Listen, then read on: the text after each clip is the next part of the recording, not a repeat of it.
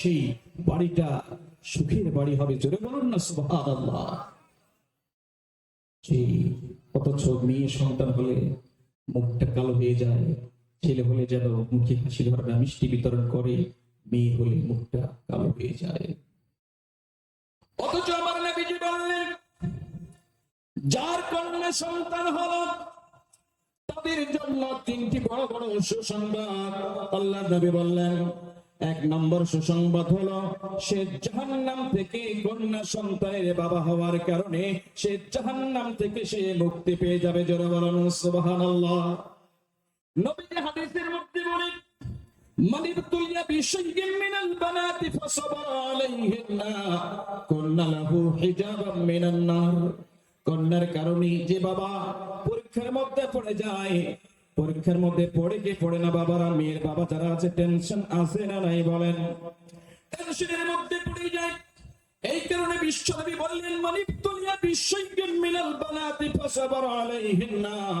ওই কন্যা সন্তানের বাবা যদি ধৈর্য অবলম্বন যদি করে, যদি ধৈর্য ধারণ যদি করে এবং তাকে যদি ভালো মেয়ে হিসাবে তাকে যদি বানাতে পারে, আল্লাহ নবী বলেন, কুন্না লাহু হিজাবাম মিনান নার। ওই কন্যা সন্তানের কারণে জাহান্নাম থেকে আর অথবা পর্দা হয়ে যাবে। জোরে বলুন সুবহানাল্লাহ। জাহান্নাম থেকে বেঁচে যাবে। দ্বিতীয় নম্বর সুসংবাদ হলো কন্যা সন্তানের বাবা হবার কারণে আল্লাহ নবী বলেন সে আল্লাহর জান্নাতে চলে যাবে, বিশ্ব নবীর সঙ্গে তার জান্নাত হয়ে যাবে। জোরে বলুন সুবহানাল্লাহ। আল্লাহ নবী বলেন, তিরমিজি শরীফের হাদিসের মধ্যে বলেন, মান আলা জারিয়াতাইন, যাদের দুইটি কন্যা সন্তান যাদের হবে, ওই দুইটি কন্যা সন্তানকে যদি ভালোভাবে লালন পালন করতে পারে, আমার নবী বললেন, বিশ্ব নবী বললেন, দাখালতু আনা ওয়াল জান্নাত হাতাইন। ওই কন্যা সন্তানের বাবা মরে যাবে, মরে যাওয়ার পরে পরে ওই কন্যা সন্তানের বাবার জান্নাত আমার জান্নাত এইরকম পাশাপাশি হবে। জোরে বলুন সুবহানাল্লাহ।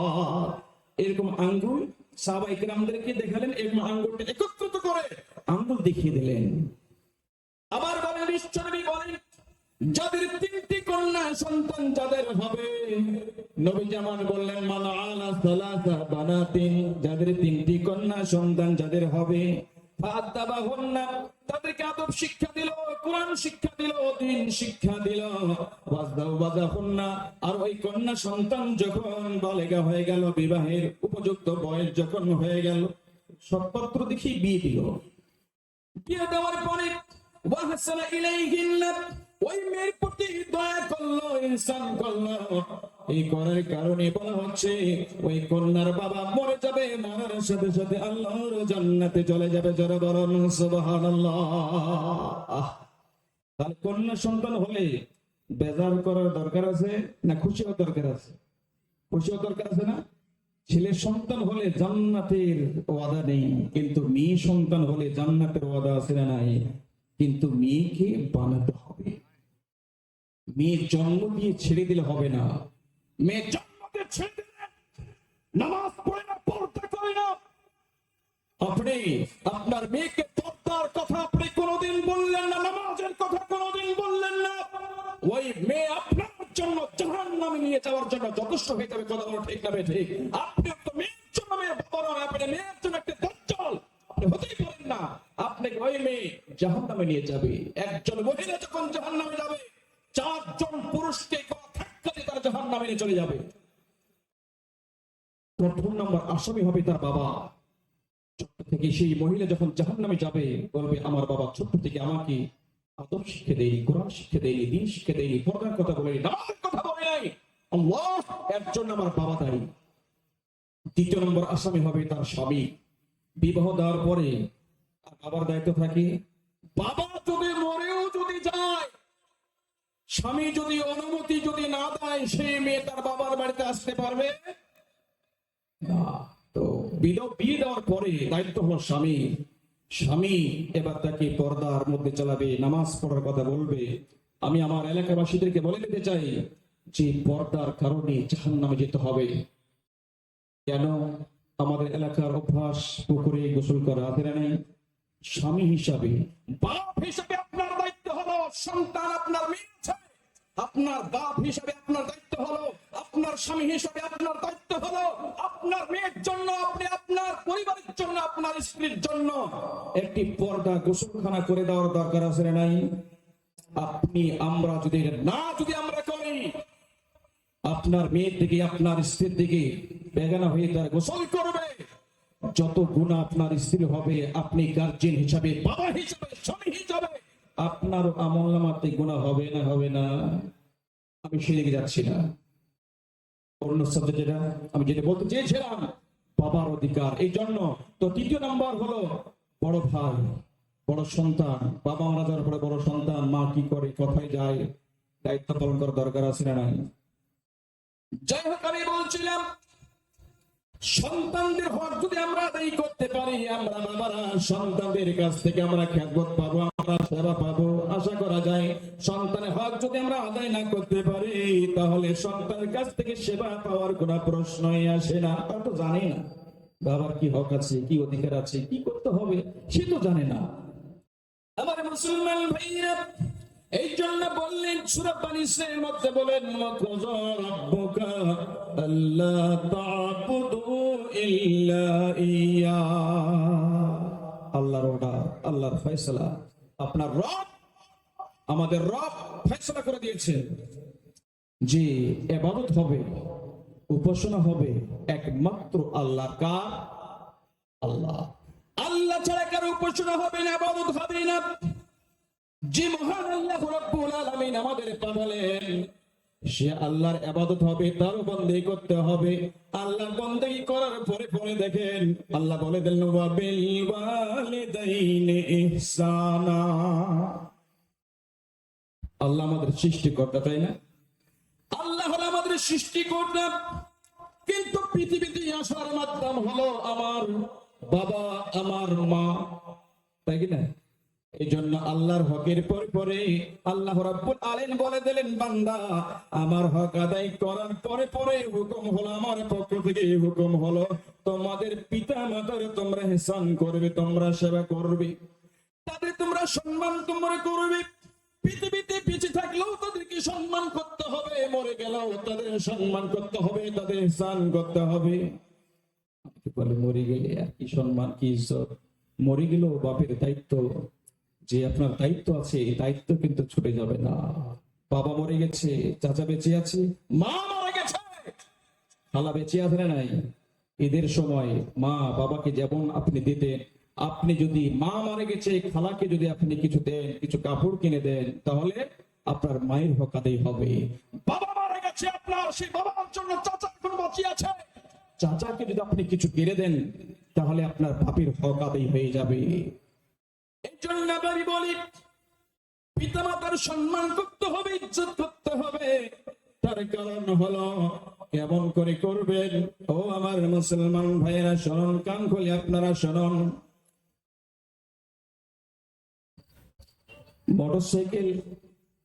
মোটরসাইকেল যারা বিভিন্ন জায়গাতে যারা রেখেছেন, আপনার জন্য মোটরসাইকেল রাখার জন্য গোডাউনে ব্যবস্থা করা আছে, কোনো পয়সা করে কিছু লাগবে না। আপনাদের বাইক গুলো আপনারা সেই গোডাউনে আপনারা ঢুকিয়ে দেন, নিরাপদে থাকবে। যাই হোক, আল্লাহ রাব্বুল আলামিন বলছেন যে ইহসান করবে। কখন করবে? যখন মা বাবা যুবক, যৌবন আছে, মা বাবা যখন যুবক, সেই সময়ে সন্তানের একদম ছোট্ট কথা বলা ঠিক না বেঠিক? সেই সময় তো সন্তানের কথা মানবি, মানা ছাড়া কোনো উপায়। আমি যদি আপনার ছেলেকে দাবাড়াবার খবরদারি কাজটি করবে না, করবে আপনি আপনার সন্তানকে শাসন করেন, কিছু কথা বলেন, সে তো ছোট্ট, করবে। কি করতে হবে? সেই সময় তো কথা মানবে। আল্লাহ রাব্বুল আলামিন বলে দিলেন কখন মা বাবার সেবা কেমনি করে করতে হবে। ইম্মা ইয়াবলুগান্না ইনদাকাল কিবার আহাদুহুমা আও কিলাহুমা, তোমার পিতামাতা যদি তোমার থাকাকালীন যদি দুইজনের মধ্যে একজনকে তুমি যদি পেয়ে যাও, অথবা দুইজনকে যদি তুমি পেয়ে যাও, তাহলে তাদের সঙ্গে তোমার আচরণ, তাদের সঙ্গে তোমার ব্যবহারটা কেমন হবে? কেমন হবে?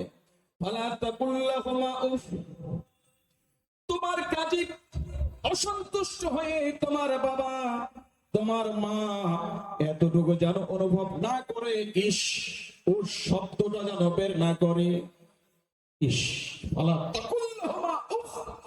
উফ শব্দটা বুঝতে পারছেন তো? এমন কথা বলো না, তোমার আচরণ, তোমার কথাবার্তা এমন কিছু বের বের হবে না যে কথার মাধ্যমে এখানে দুইটি ব্যাখ্যা আছে।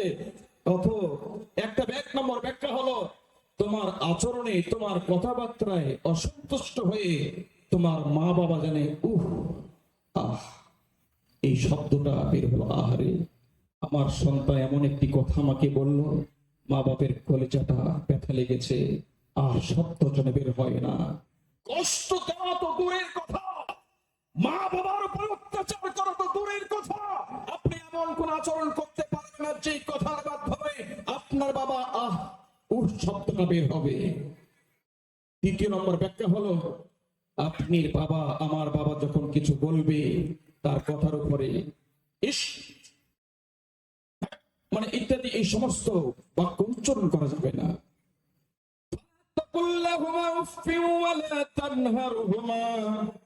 আর পিতামাতার সঙ্গে যখন কথা বলবে সম্মানজনক ভাবে কথা বলতে হবে। ধমক দিয়ে বাবার সঙ্গে কথা বলা যাবে না, মাকে ধমক দিয়ে কথা বলা যাবে না। فلا تقل لهما اف ولا تنهرهما وقل لهما قولا كريما। যখন তুমি তোমার পিতামাতার সঙ্গে যখন কথা বলবে, তুমি তোমার সেই ভঙ্গি বাচনটা হবে খুব সুন্দর, সম্মানজনক ভাবে কথা বলতে হবে। ওয়াকফিজ লাহুমা জানাহাদ যুল্লি মিনার রাহমা। আর তোমার পিতামাতার জন্য তোমার রহমতের ডানাগুলো তাদের মাথার উপরে তোমরা বিছিয়ে দিবে। জোরে বলেন সুবহানাল্লাহ। পিতামাতা যখন বুড়ি যখন হয়ে যায়, বয়স্ক যখন হয়ে যায়, তখন ছোট্ট বাচ্চার ন্যায় হয়ে যায়। কথা বলেন ঠিক নেবে ঠিক? আমরা ছোট্ট বাচ্চা যখন ছিলাম, আমাদের মা আমাদের বাবা কি খেতে চেয়েছি, সে যখন আমরা খেতে চেয়েছি সঙ্গে সঙ্গে আমাদেরকে এনে দিয়েছে না দেয় নাই? সমান সরকার 200 টাকা, যে ইনশাল্লাহ আল্লাহ আপনার মনের যা মানসাকে যেন পূর্ণ করে দেয়, ইনশাল্লাহ শেষ মুহূর্তে দেওয়া হয়ে যাবে। তো যাই হোক, বলছিলাম যখন আমরা ছোট্ট ছিলাম তখন আমরা চেয়েছি বরফ, বেলা চেয়েছে বরফ, চেয়েছি আব্বা দিয়েছে না দেয় নেই? মা দিয়েছে। যখন তারা অসহায় হয়ে যায় সেই মুহূর্তে তাদের খাবার অনেক মন করে, কিন্তু অনেক বইয়ের কারণে অনেক সন্তানরা নিজের মায়ের নিজের বাবার হাতে কিছু মিটিয়ে তুলে দিতে পারে না। কথা বলেন ঠিক ঠিক? কেমন সন্তান আপনি? আপনার বইয়ের ভয়তে আপনি আপনার মা বাবাকে আপনি কিচ্ছু দিতে পারেন না। আমার মুসলমান ভাইরা, যে মা বাবা আপনাকে পৃথিবীর মুখ দেখালো, সেই মা বাবাকে কষ্ট দেওয়া তো দূরের কথা, আপনি এমন কিছু কথা আপনি বলতে পারবেন না। আপনার মা বাবা যখন বুড়াবুড়ি যখন হয়ে যাবে, তাদের যেন কোন রকমের কষ্ট না হয়, সেই জিনিসটা আপনাকে আমাকে লক্ষ্য করতে হবে। আপনার বাবা যখন পৃথিবীতে থাকলেও আপনার বাবার জন্য দোয়া করতে হবে। আপনার মা বাবা যদি পৃথিবী ছেড়ে চলে যায়, আপনার মায়ের জন্য বাবার জন্য দোয়া করতে হবে। ওকুর রব্বির হামহুমা কামা রাব্বায়ানি সগীরা। আমার সঙ্গে বলুন, রব্বির হামহুমা কামা রাব্বায়ানি সগীরা। আল্লাহ শিখিয়ে দিয়েছেন দোয়া। এই বান্দা, তোর মা বাবা বেঁচে থাকলেও দোয়া করবে, না মরে গেলেও দোয়া করবে, যার অর্থ হলো হে আল্লাহ, আমার মা আমার বাবা আমি যখন ছোট্ট যখন ছিলাম যেভাবে যত্ন করে আদর করে আমাকে লালন পালন করেছে, আজকে তারা নেই পৃথিবীতে, আজকে তোমার কাছে চলে গেছে, তুমি তাদেরকে যত্ন সহকারে তুমি লালন পালন করবে। চলে বলুন না সুবহানাল্লাহ। আমার মুসলমান ভাইরা, এক জায়গায় এসেছি আল্লাহ রাব্বুল আলামিন বলে দিলেন, ওয়াসাইনাল ইনসানা বিওয়ালিদাইহি ইহসানা হামালাতুহু উম্মুহু কুরহা ওয়া ওয়াদাতুহু কুরহা ওয়া হামলুহু ওয়া ফিসালুহু ওয়া 30 শাহরা। এটা শুধু মুসলমানদেরকে বলা হয় নাই এই আয়াতে, এখানে আল্লাহ সারা বিশ্বের যারা মানুষ হিসেবে যারা পৃথিবীর জমিনে যারা পরিচিত, তাদেরকে আল্লাহ তাআলা উদ্দেশ্য করতে, হে পৃথিবীর মানুষ, তোমরা তোমাদের মা বাবার সঙ্গে সম্মানজনক আচরণ করো, তাদের সঙ্গে সৎ ব্যবহার করো, কারণ তোমার মা তোমাকে অত্যন্ত কষ্টের সাথে তোমাকে পেটে ধারণ করেছে। বাবার চাইতে মায়ের 3টি হক বেশি আছে। কয়টি হক? 3টি। 1 নম্বর তার কারণ হলো মা যে 3টে কষ্ট করে, বাবা সেই 3টে কষ্ট কোনোদিন করে না। মা সন্তান দেখে পেটে ধারণ করে অত্যন্ত কষ্টের সাথে। কথা কোন ঠিক না বেঠে? সকলে খেতে বসে গেছে, সবারই শেষে যখন মা খেতে বসে, আমার মুসলমান ভাইরা, এমন সময় আমরা ছোট্ট যখন ছিলাম, মায়ের পেটে যখন ছিলাম, পা দিয়ে আমরা মায়ের পেটে আমরা গুঁতে মেরেছি, মাথা দিয়ে আমরা হাত দিয়ে মায়ের পেটে গুঁতে মেরেছি। মা যেন সহ্য ব্যথা সহ্য না করতে পেরে মা কখনো উঠে আবার কখনো বসে, মা খেতে পারে না, থালি খানা ঠেলে দিয়ে উঠে পড়ে। আমার মুসলমান ভাইয়ের জন্য বলি, আল্লাহ নবীকে যখন প্রশ্ন করা হলো, ইয়া রাসূলুল্লাহ, ইয়া হাবিবাল্লাহ, খেদমত করব কার? আল্লাহ নবী বললেন, উম্মুকা, তুমি তোমার মায়ের খেদমত করবে। আবার সাহাবারা প্রশ্ন করলেন, নবী গো, তারপরে খেদমত করব কার? আবার নবী বললেন, তোমার মায়ের। আবার বললেন, তোমার মায়ের। চতুর্থবারে যখন নবীকে প্রশ্ন করা হলো, ইয়া রাসূলুল্লাহ, তারপরে খেদমত করব কার? চতুর্থবারে বললেন, খেদমত করবে তুমি তোমার বাবার। তার মানে হলো 3টা বাপের চাইতে মায়ের 3টা হক বেশি আছে। কথা কোন ঠিক না বেঠিক? 1 নম্বর হলো মা যে সন্তানকে পেটে ধারণ করে, যেটা বাবা কোনোদিন পারে না। 2 নম্বর হলো প্রসবের কারণে যে প্রসবের কষ্ট মারা সহ্য করে, বাবা কোনোদিন করে করে। 3 নম্বর হলো সন্তানদেরকে মা দুধ পান করার যে কষ্ট পায়, বাবা এই কষ্টটা করে না। যার কারণে আল্লাহ নবী বলেন, তোমার বাবার চাইতে তোমার মায়ের 3 গুণ মর্যাদা আমি আল্লাহ বাড়িয়ে দিলাম। জোরে বলুন সুবহানাল্লাহ। আমার মুসলমান ভাইরা, ওয়াইস করণীর নাম শুনেছেন? শুনেননি আপনারা? ওয়াইস করণী একজন তাবিঈ ছিলেন। তিনি সাহাবা হওয়ার যোগ্যতা তিনার ছিল। যারা বিশ্ব নবীকে ইমানের হালতে যারা দেখেছেন, তারা হলেন সাহাবা। বিশ্ব নবীর জামানাতে ওয়াইস করণী ছিলেন। ওয়াইস করণী যখন ছিলেন, মায়ের সেবা করতেন, কেউ ছিল না। মায়ের সেবা করার কারণে সেই ইয়ামান দেশ থেকে মদিনা শহর এমনটা দূর ছিল না। কিন্তু মা, আমি যদি বিশ্ব নবীর যদি দরবারে চলে যাই, মাকে কে খাওয়াবে, মাকে কে গোসল করাবে, মাকে ঘুম পাড়িয়ে দিবে, কে ঘুম পাড়িয়ে দেবে?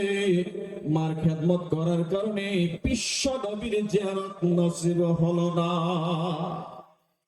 আল্লাহ নবী একদিন বলছেন, উমর রে, আলী রে, তোমরা শোনো, আল্লাহ রাব্বুল আলামিন আমাকে জানিয়ে দিয়েছেন, ও বন্ধু, যদি তুমি সেই ওয়াইস করণীকে পেয়ে যাবে, তোমার উম্মতের মধ্যে যারা ওয়াইস করণীকে যারা পেয়ে যাবে, তোমার উম্মতের জন্য একটু হাত তুলতে বলবে।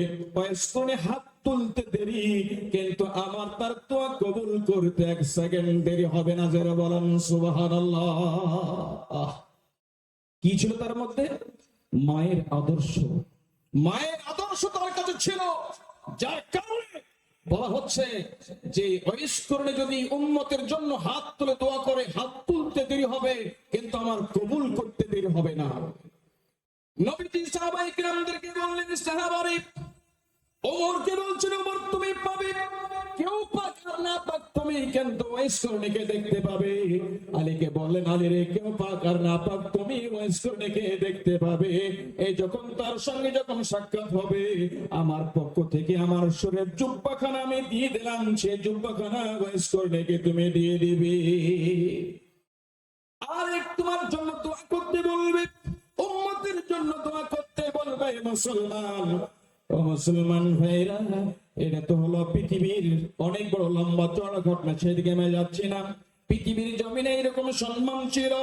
আল্লাহ রাব্বুল আলামিন পিতার মায়ের সম্মান, মায়ের খেদমত করার কারণে আল্লাহ রাব্বুল আলামিন যখন তাকে প্রতিদান দিবেন, জান্নাত যখন দেবেন, জান্নাতের গেটে ওয়াইস করণীকে দাঁড় করে দেবেন। ওয়াইস করণী জান্নাতের গেটে যখন যাবে, সেই মুহূর্তে আল্লাহ রাব্বুল আলামিন ওয়াইস করণীকে জান্নাতের সমস্ত নিয়ামত দেখাবেন এবং জাহান্নামকেও দেখাবেন। যারা জাহান্নামী তাদেরকেও দেখতে পাবে। আল্লাহ রাব্বুল আলামিন ওয়াইস করণীকে বলবেন, ওয়াইস করণী শোনো, তুমি জাহান্নামের মধ্যে আমার বান্দার যারা দাউ দাউ করে আগুনের মধ্যে যাওয়া চলছে, তুমি তোমার আঙ্গুল দিয়ে যার দিকে ইশারা করবে তার জীবনের সমস্ত গুনাহ মাফ করে দিয়ে আমি তাকে জান্নাত দান করে দেব। জোরে বলুন সুবহানাল্লাহ, নারে তাকবীর। ওয়াইস করণী রাহমাতুল্লাহি আলাইহি তিনি এমনি ভাবে এক একটা জাহান্নামের দিকে ইশারা করবেন। বলা হচ্ছে আরবের একটি কাবিলের নাম উল্লেখ করেছেন যে ওই কাবিলাতে যত সমস্ত লোক ছিল সেই সমপরিমাণ আল্লাহর বান্দারা জাহান্নামীরা ওয়াইস করণী একটা আঙ্গুলের ইশারাতে তাদেরকে জাহান্নামের মধ্যে দিয়ে দিবেন। জোরে বলুন না সুবহানাল্লাহ। আবার মুসলমান ভাইরা, এই জন্য মায়ের খেদমত করার দরকার আছে না নাই?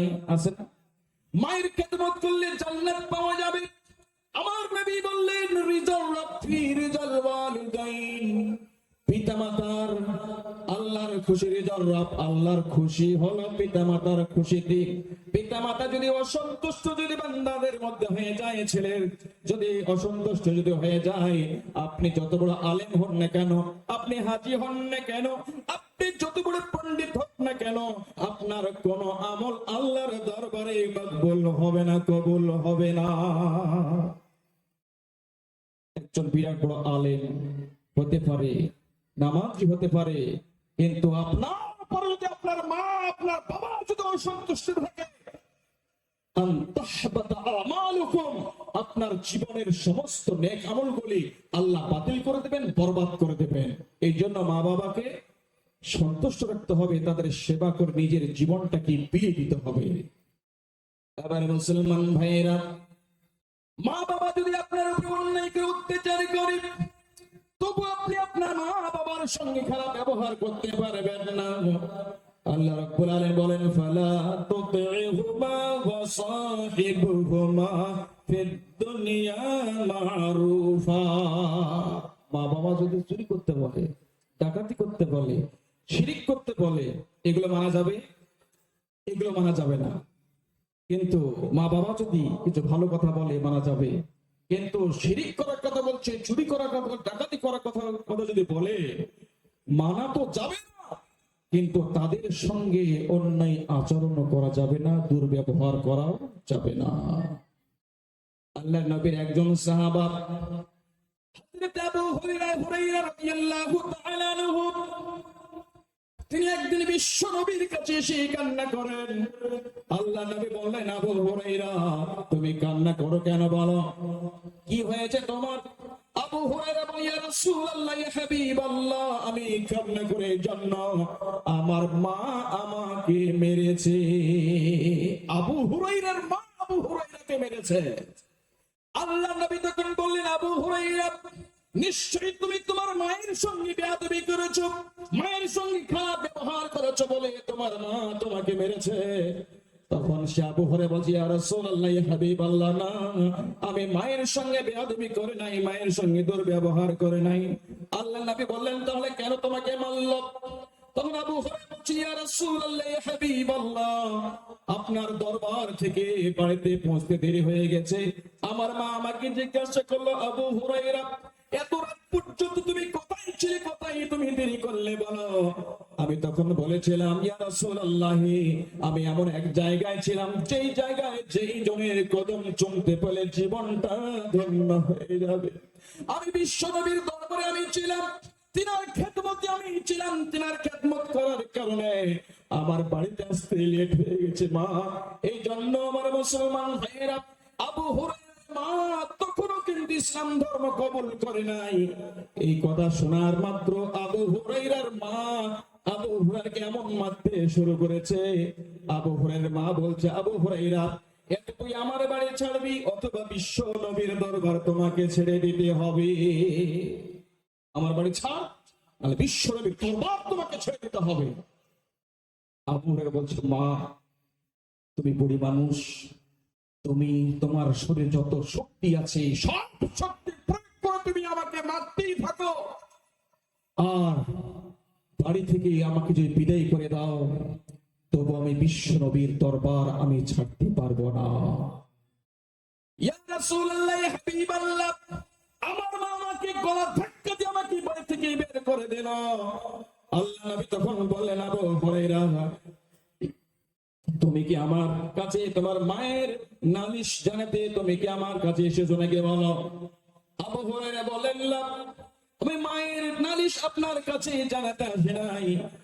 তোমার মা তোমাকে মেরেছে, আমি বিশ্ব নবী, আমার এখানে করার কিচ্ছু নাই। তোমার মা তোমাকে মেরেছে, আমার এখানে কিচ্ছু করার নাই। একজন বিশ্ব নবী যিনি সারে শরীয়ত প্রণেতা যিনি ছিলেন, জিনার হুকমে একটি একটি করে হালাল হারাম যিনি নির্ণয় করতেন, পাওয়ারফুল একজন নবী, তিনি বলছেন তোমার মা তোমাকে মেরেছে, আমার এখানে কিচ্ছু করার নাই। তুমি আমার কাছে কি চাও বলো? আবু হুরায়রা তখন বলেন, ইয়া রাসূলুল্লাহ, ইয়া হাবিবাল্লাহ, আমি আপনার কাছে এতটুকু চাই, ইয়া রাসূলুল্লাহ, ইয়া হাবিবাল্লাহ, আল্লাহ নবী যদি আমার মায়ের জন্য একটু দোয়া করে দেন, আমার মা যদি ইসলাম ধর্ম যদি গ্রহণ করে আমার জীবনটা ধন্য হয়ে যাবে। ইয়া রাসূলুল্লাহ, আমার মায়ের জন্য একটু দোয়া করে দেবেন। সঙ্গে সঙ্গে আল্লাহর নবী হাত তুলে মুনাজাত করলেন, দোয়া করলেন, আল্লাহুম্মা হাদি উম্মা আবি হুরায়রা, হে আল্লাহ তুমি আবু হুরায়রার মাকে তুমি ইসলাম তুমি কবুল করে দাও, হেদায়েত দান করো। এই যখন আল্লাহর নবী যখন দোয়া যখন করেন, হাত তুলে যখন দোয়া করেন, সমানে আবু হুরায়রা দৌড়াতে শুরু করে দিয়েছেন বাড়িতে। সাহাবারা পাঞ্জাবি টেনে ধরেছে। আরে আবু হুরায়রা দৌড়াদৌড়ি করে, এ তো শান্ত মানুষ, ভদ্র মানুষ, এটি কোনোদিন দৌড়াতে দেখি নাই, এ আবার দৌড়ে কেন? কি হয়েছে? নিশ্চয়ই কিছু একটা হয়েছে, নিশ্চয়ই কিছু একটা ঘটনা ঘটেছে। তখন আবু হুরায়রা বলছেন, ও ভাই, আমাকে ছেড়ে দাও, আমার বিশ্বনবী আমার মায়ের জন্য দোয়া করেছে, হাত তুলেছে, আমি দেখতে চাই আমার বিশ্বনবীর দোয়া আমার বাড়িতে আগে পৌঁছায় না আমি আগে বাড়ি যেতে পারি, আমি দেখতে চাই। আবু হুরায়রা বাড়িতে দৌড়ে চলে গেলেন, দরজায় তিনি লক করলেন, সালাম জানালেন। আবু হুরায়রার মা বলছে, কে? বলছে, মা আমি আবু হুরায়রা, বাড়িতে আমি ফিরে এসেছি। আবু হুরায়রার মা তখন বলছেন, বেটারে একটু অপেক্ষা করো, আমি বেরোচ্ছি, আমি গোসলখানায় আছি। আবু হুরায়রার মা গোসলখানা থেকে গোসল করে যেন বুড়ে মানুষ চুলগুলো পেকে গেছে, গোসল করে তিনি সেই গোসলখানা থেকে তিনি বের হলেন।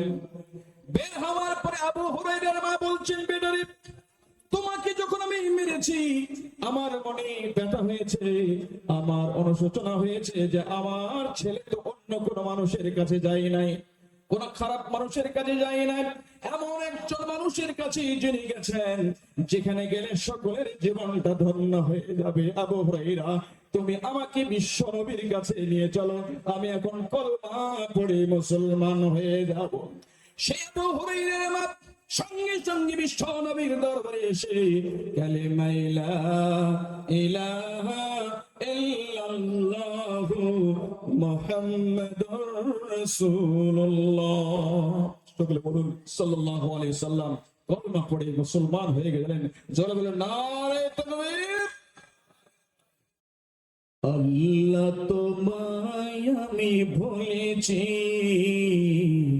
ভুলেছি তোমার ঘর। বলিনি আমরা আল্লাহকে ভুলে গেছি, আল্লাহর ঘরকে আমরা ভুলে গেছি। তাই কবি কি বলছেন, আল্লাহ তোমায় আমি ভুলেছি, ভুলেছি তোমার ঘর, জানি আমি মরিলে আসিবে স্বজন, সবাই সেদিন হবে পর।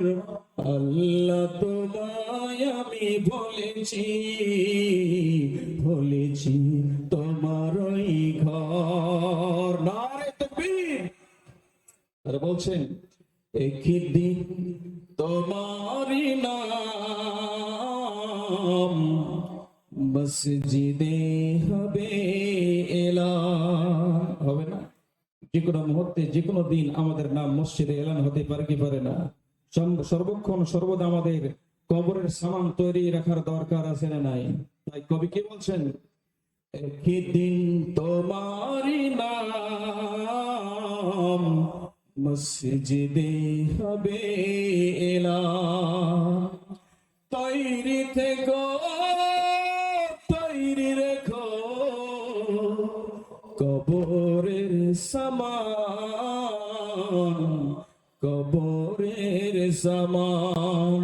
একদিন তোমারি নাম মসজিদে হবে এলান। নারে তাকবীর। আবার মুসলমান ভাইরা, মায়ের খেদমত করুন, বাবার খেদমত করুন, পিতা মাতার সেবা করার কারণে বিশ্ব নবী বললেন, হুমা জান্নাতুকা ওয়া নারুক। ও আমার উম্মতেরা, তোমার পিতা তোমার মাতা তোমার জন্য জান্নাত। পিতা মাতার সেবা করবে, পিতা মাতার ইহসান করবে, পিতা মাতাকে সম্মান দেবে, তোমার জন্য জান্নাতের দরজাগুলো খুলে দেওয়া হবে। জোরে বলুন সুবহানাল্লাহ। ওয়া জান্নাতুকা ওয়া নারুক, তোমার পিতামাতা তোমার জন্য জান্নাত, তোমার পিতামাতা তোমার জন্য জাহান্নাম। তার মানে হলো পিতামাতার সেবা করলে জান্নাত পাবে, পিতামাতাকে অসন্তুষ্ট করলে তুমি যেই হও না কেন তোমাকে জাহান্নামে যেতে হবে। আমরা জান্নাতে যেতে চাই না জাহান্নামে? জান্নাতে যেতে চাই না? যাদের মা আছে বেঁচে, বাবা যাদের বেঁচে আছে, আমি তো তাদের উদ্দেশ্যে বলি, ভুল ত্রুটি হয়ে গেলে মায়ের পা ধরে, বাবার পা ধরে কান্না করেন, আল্লাহ মাফ করে দেবে। আপনি মা বাবাকে অসন্তুষ্ট করে কোনো কিছু করলে, কোনো ইবাদত করলে, তাহাজ্জুদ গুজার হলে, 5 ওয়াক্ত নামাজ পড়লে, হজ করলে, আল্লাহর দরবারে হজ কবুল হবে না, কোন নামাজ, কোন ইবাদত কবুল হবে না। মা বাবা পাওয়ার তাদের কত। তিনটা জিনিস, তিনজনের দোয়া বেফুলে যায় না। তিনজন যখন দোয়া করে, তার মধ্যে একজন হচ্ছে মা বাবা। মা বাবা যদি সন্তানের জন্য দোয়া করে, ধারালো ছুরি আছে না, সে মৌলবি সাহেব দেখবে না, যে কোনো কেউ দেখবে না, যেখানে চালাবেন সেখানেই ঢুকে যাবে। যাবে কি যাবে না? মা বাপ যদি দোয়া করে, সেই দোয়াটা দোয়া হোক আর বদদোয়া হোক, যেখানেই মেরবে সেখানেই লেগে যাবে। এই জন্য মা বাপের বদদোয়া থেকে আমাদের বাঁচার দরকার আছে না নাই? মা বাপের দোয়া নেবেন, মা বাপের দোয়া নিলে আল্লাহর জান্নাত পেয়ে যাবেন। আবার মুসলমান ভাইরা, আমি বলি আপনাদেরকে, আজকে বর্তমান সমাজে মা বাবার অবস্থাটা কি, বর্তমান পরিস্থিতি কি? একজনের ছেলে, 3-4টে ছেলে আছে, কেউ বোম্বাই, কেউ গুজরাট, কেউ দিল্লি। ঈদের সময় কেনাকাটা চলছে। শুধু বোঝাবার জন্য আপনাদেরকে বলছি বর্তমান পরিস্থিতি কি। এমন হলো বাজার করতে শুরু করেছে দিল্লির ময়দানে, মিনা বাজারে বাজার করতে শুরু করলাম। এমন অবস্থায় সবার জন্য জামা কাপড় নেওয়া হলো। বউ বাড়ি থেকে ফোন করেছে, গো কেনাকাটা কি এখনো হয়ে নাই? স্বামী বলছে, সালেমা সবার কাপড় নেওয়া হয়েছে, তোমার জন্য নিয়েছি, বাচ্চাদের নিয়েছি, আমার তোমার একটা বোন আছে, আমার শালি আছে, ওর জন্য নিয়েছি। এখন শুধু আমার মা বাবার জন্য একটা, মায়ের জন্য একটা শাড়ি, বাবার জন্য একটা লুঙ্গি বা পাঞ্জাবি একটু পছন্দ করতেছি। বউ তখন জবাব দেয়, তুমি শুধু প্রতি বছর তুমি তোমার মা বাবাকে দেবে, আর কি কোনো ছেলে নয় তাকে দেখতে পাই না, তুমি কেন দেবে? তোমাকে দিতে হবে না, তুমি বাড়িতে চলে আসো। বাকি হয় না? বাড়িতে চলে আসে, বউর কথা মতো মা বাবার জন্য পাঞ্জাবি লুঙ্গি আর জুটলো না, বাড়িতে চলে আসছে। আসার পরে ঈদের সময় আল্লাহু আকবার, আল্লাহু আকবার, লা ইলাহা ইল্লাল্লাহ, আল্লাহু আকবার, আল্লাহু আকবার, লিল্লাহিল হামদ। ঈদের ময়দানে যাবার সময় যখন তাকবীর হয়, বাবাকে বলছে, স্বামীকে বলছে, স্বামী কোন ছেলে তো কিচ্ছু দিল না, ঈদের ময়দানে কি পরে তুমি যাবে? তখন টুকটুক টুকটুক করে ছেলের মা তার স্ত্রী বাস্ক খুলে গত বছর তার মেয়ে একটি শাড়ি বা লুঙ্গি পাঞ্জাবি দিয়েছিল, এনে দিয়ে বাবা স্বামীকে বলছে, এটা নিয়ে তুমি ঈদের ময়দানে যাও। ঈদের নামাজ পড়ে এসেছে, মা বাবা বসে আছে, কিন্তু মনে করছি, এ মনে করছে ও দিবে সেমাই হালুয়া রুটি, হয়তো ও দিবে, ও মনে করছে ও দিবে। দুটো বেজে যাচ্ছে, মা বাবার পাতাতে সামনে রুটি হালুয়া জোটে না। কথা বলুন ঠিক নেবে ঠিক? আজকে এই পরিস্থিতি কেন? আজকে পরিস্থিতি বাবা হলো কেন? কি তাদের অপরাধ ছিল? আজকে তোমাকে ডাক্তার বানাতে গিয়ে, তোমাকে একজন ভালো শিক্ষিত বানাতে গিয়ে, তোমাকে ইঞ্জিনিয়ার বানাতে গিয়ে আজকে তা নিঃস্ব হয়ে গেছে। সব শাস্ত্র তোমাকে একজন ভালো উকিল, ডাক্তার, ব্যারিস্টার তোমাকে বানিয়েছে। আজকে মা বাবার কথা তোমরা ভুলে গেছো। তোমার মায়ের কি অপরাধ ছিল? আমি বলি, তোমার মায়ের সব থেকে বড় অপরাধ হলো তোমার মা একজন গ্রামের, রামপুর গ্রামের একজন পর্দানা সিনেমা ছিল, যার চেহারা রামপুরবাসী এলাকাবাসী দেখতে পেত না। আজকে তোমার মতো অপদার্থ ছেলেকে জন্ম দিতে গিয়ে তোমার মাকে ডক্টরদের সামনে উলঙ্গ হতে হয়েছে। তোমার মায়ের প্রথম অপরাধ। তোমার মায়ের দ্বিতীয় অপরাধ হলো তোমার মা তোমাকে জন্ম দিতে গিয়ে, যে তোমার মা একটা ইঞ্জেকশন দিতে ভয় করত, যখন ডেলিভারি করবে তোমার মতো অপদার্থ ছেলেকে, ডাক্তার যখন বলেছে নরমালে বাচ্চা হওয়া সম্ভব নয়, এক্ষুনি সিজার করতে হবে, তখন না হলে বাচ্চাটা মারা যেতে পারে, সেই মুহূর্তে মা ডাক্তারের পা জড়িয়ে ধরে বলছিল, ডাক্তার আমাকে ছুরি চালিয়ে সন্তানটাকে বের করো, আমার সন্তানের মুখ দেখতে চাই। ডাক্তার সুন্দর পটপটি সাদা চামড়াটাকে কেচ করে কেটে দিয়ে রক্তাক্ত জিহাদের ময়দানের মতো রক্তাক্ত হয়ে তোমার মতো অপদার্থ সন্তানকে জন্ম দিতে গিয়ে তারা রক্তে রক্তাক্ত হয়ে গিয়েছিল। তোমার মায়ের এটা অপরাধ ছিল। তোমার মা যখন সেই রামপুর থেকে বালুর ঘাটে যখন যাবে, তুমি তখন কোন শিশু বাচ্চা, কি তোমার আর কিছু ভাষা ছিল না। ক্ষুধার জ্বালা যখন তুমি কান্না করছিলে, তোমার মা তখন টকবুকে একজন যুবতী গাছের মধ্যে তোমাকে দুধ পান করাবে। কেমন করে করাবে দুধ, কিভাবে পান করাবে, চতুর্দিকে ফেল ফেল করে যুবকেরা কি আছে। তুমি যদি তোমাকে দুধ যদি পান না করো, তো সেই মুহূর্তে তুমি সেই দিন হয়তো মারা যেতে। সব লজ্জা ত্যাগ করে তোমার মতো ছেলেকে দুধ পান করে জীবন দিয়েছিল। আজকে তুমি সেই মাকে তুমি ভুলে গেছো। অবদার্থ ছেলে, তোমার জন্য জান্নাতের দরজা খোলা হবে না, তোমার জন্য কোন আমল আল্লাহর দরবারে কবুল হবে না, তুমি যেই হও না কেন। এর জন্য আমি আপনাদেরকে বলি, ঈদের সময় যেমন আমরা যখন ছোট্ট ছিলাম, মা বাবার কি অবদান। মা বাবা নিতে পারে না, নিজের কাপড় নিতে পারে না, সন্তানদেরকে খুশির জন্য তাদেরকে আমরা কাপড় কিনে দিই। কথা বলুন ঠিক না ঠিক? তারা খুশিতে থাকবে, নিজের মা বাবা কাপড় কিনতে পারে না। কিন্তু দেখেন আজকে তারা যখন বয়স্ক যখন হয়ে গেছে, বুড়ো বুড়ি যখন হয়ে গেছে, আজকে তাদের নসিবে কাপড় হয় না। এই জন্য বলি, মা বাপের সেবা করুন, মা বাপের খেদমত করুন, তাদের প্রয়োজন মেটান, ইনশাআল্লাহ জান্নাত আপনার কদম জমবে ইনশাআল্লাহ। মা বাপকে যদি আপনি কষ্ট দেন, মাকে যদি আপনি কষ্ট দেন, মরণের সময় কলমাও নসিব হবে না। আল্লাহ নবীর একজন সাহাবা, বিখ্যাত সাহাবা, যার নাম হলো হযরতে আলকামা রাদিয়াল্লাহু তাআলা আনহু। তার আমলের কোনো কিন্তু কমি ছিল না। মৃত্যুর সময় যখন হয়ে গেল, আলকামা কলমা নসিব হয় না। বিভিন্ন দিক থেকে সাহাবায়ে কেরাম কলমা পড়ার চেষ্টা করেন, কিন্তু কলমা নসিব হয় না। আমার মুসলমান ভাইরা, খবরটা বিশ্ব নবীর দরবারে পৌঁছানো হলো। বিশ্ব নবী তখন বলছেন, আমার সাহাবারা একটু খোঁজ নিয়ে দেখো, তার কি মা বেঁচে আছে নাকি, তার কি মা বেঁচে আছে, একটু খোঁজ নিয়ে দেখো। খোঁজ নিয়ে দেখা হলো তার মা বেঁচে আছে। বিশ্ব নবী অনুমতি দিলেন, মাকে নিয়ে আসা হলো। মাকে নিয়ে আসা হলো, মাকে বলা হলো, বিশ্বরে বলছেন, মা তোমার ছেলের কলমা নসিব হয় না, কলমা জবানে আসে না। কি তোমার ছেলে কি তোমার উপরে অন্যায় অত্যাচার করেছিল নাকি? যদি অন্যায় অত্যাচার যদি করে থাকে, তুমি তোমার ছেলেকে মাফ করে দাও, ক্ষমা করে দাও।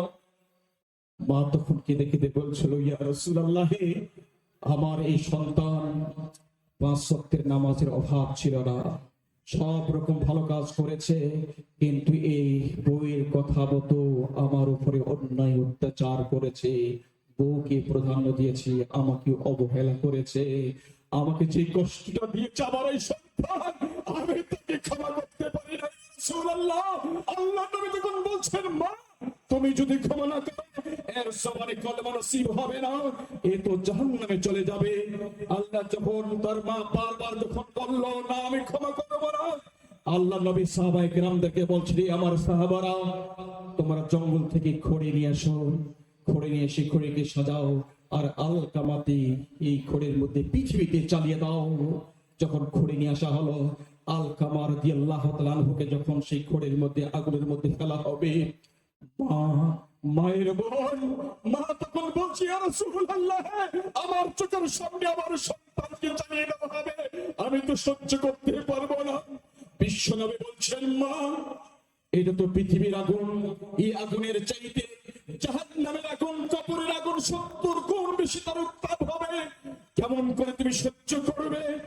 তখন মা কি দয়ালু, মা তখন বলছে, আমি এই মুহূর্তে আমার সন্তানকে আমি মাফ করে দিলাম। মাফ করতে দেরি হয়েছে, সন্তানের জবান থেকে কলমা বের হতে দেরি হয় নাই। জোরে বলুন না সুবহানাল্লাহ। আমার মুসলমান ভাইরা, এই জন্য মাদের সেবা করতে হবে, বিশ্বনবীর আদর্শিত হতে হবে।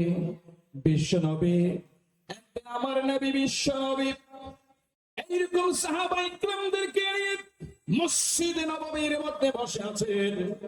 একজন বৃদ্ধা মহিলা আসলেন। বৃদ্ধা মহিলা যখন আসতেছেন, বিশ্বনবী দাঁড়িয়ে গেলেন।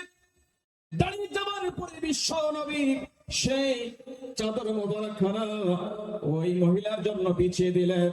ওই বৃদ্ধা মহিলা আসলেন, বসলেন, বিশ্বনবীর সঙ্গে কথা বললেন। ওই মহিলা যখন আবার চলে গেলেন, বিশ্বনবী আবার দাঁড়ালেন। মহিলা যখন চলে গেলেন, সেই সময় সাহাবায়ে কেরাম আরজ করলেন, ইয়া রাসূলুল্লাহ, ইয়া হাবিবাল্লাহ। একজন বৃদ্ধা মহিলার জন্য বিশ্বনবী দাঁড়ায় এবং নিজের চাদর মোবারক সেই বুড়ি মায়ের জন্য বিছিয়ে দিলেন। আবার যখন চলে গেলেন, আপনি দাঁড়ালেন। আমরা তো আশ্চর্য হয়ে গেলাম, যে চাদরে জিবরাইল পর্যন্ত বসতে সাহস পায় না, সেই চাদর মোবারক আপনি একজন বৃদ্ধা মহিলার জন্য বিছিয়ে দিলেন। আমরা আশ্চর্য হয়ে গেলাম, কি ব্যাপার একটু বলুন। আল্লাহ নবী তখন বললেন, সাহাবারা শরফ, এই মহিলাকে তোমরা চিনতে পারো নাই, এই মহিলা তো আমার সেই মহিলা, আমার মায়ের দুধ আমার কিসমতে তেমনটা হয়ে নাই। এই হচ্ছে সেই মহিলা, যেই মহিলা 5 বছর ধরে তার বুকের দুধ আমি পান করে বড় হয়েছে। এই মহিলা হচ্ছে হালিমাতুস সাদিয়া রাদিয়াল্লাহু তাআলা আনহা। এই মহিলা আবার দুধ মা হালিমাতুস সাদিয়া, এই মহিলার জন্য বিশ্বনবী দাঁড়ালেন, নিজের চাদর মোবারক তার জন্য বিছিয়ে দিলেন। আবার মুসলমান ভাইয়েরা, এই জন্য নিজের মা না হয়েও যদি এত সম্মান, এত ইজ্জত দিতে পারেন, তাহলে আমাদের যাদের মা আছে কতটুকু সম্মান ইজ্জত করতে হবে একটু ভাবার দরকার আছে না? আবার মুসলমান ভাইয়েরা, এই জন্য পিতামাতার সেবা করবেন, পিতামাতার খেদমত করবেন, ইনশাআল্লাহ জান্নাত আপনার বাড়িতে, জান্নাত আপনার মা, জান্নাত আপনার বাবা, জান্নাত আপনার মেয়ে, এগুলো জান্নাত, এদের কদর করবেন ইনশাআল্লাহ। যাই হোক, হযরত চলে এসেছেন, এই জন্য আর বিলম্ব আমি করছি না। আমি বুঝতে পারিনি কখন উনি এসেছেন, আমি দেখতে পাইনি কতক্ষণ সে এসেছেন। যে কথাগুলো আমি বলেছি, জান্নাত আপনার বাড়িতে, পিতামাতার ইজ্জত সম্মান করুন।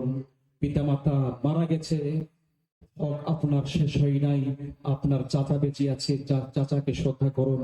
ঈদের সময় নিজের মা বাবাকে যেমন আপনি কাপড় কিনে দিতেন, চাচাকেও কিনে দেন। আপনার মা মারা গেছে, মায়ের হক আদায় করতে গেলে আপনার খালা বেঁচে আছে, খালার সঙ্গে সম্পর্ক ভালো রাখুন, চাচার সঙ্গে সম্পর্ক ভালো রাখুন, পিতামাতার হক আদায় হয়ে যাবে।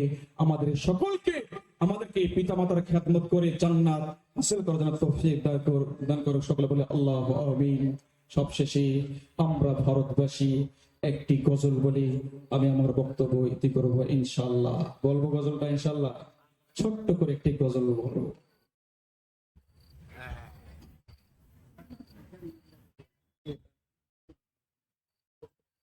মোস্তফা সরকার নারে তাকবীর, সে দাঁড়ালে মোস্তফা সরকার এক গাড়ি এই মসজিদের উন্নয়ন করবে, এক গাড়ি ইট দান করেছে। আল্লাহ তার ইটকে সদকায়ে জারি হিসেবে কবুল করে সকলে বলে আল্লাহু আমিন।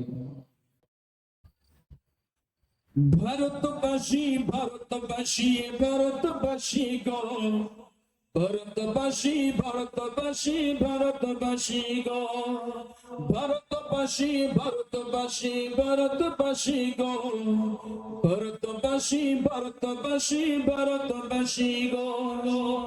সম্প্রীতির পতাকা যে আমরা তুলিব, আমরা তুলিব, আমরা তুলিব। ভারতবাসী ভারতবাসী ভারতবাসী গো, ভারতবাসী ভারতবাসী ভারতবাসী গো। ক্ষুদিরামের আশফাকুল্লাহর বলিদানের দেশ, রবীন্দ্রনাথের নজরুলের জন্মভূমির দেশ। ক্ষুদিরামের আশফাকুল্লাহর বলিদানের দেশ, রবীন্দ্রনাথের নজরুলের জন্মভূমির দেশ। সাম্প্রদায়িক শিকলখানি ছেড়ে ফেলিব, ছেড়ে ফেলিব, ছেড়ে ফেলিব।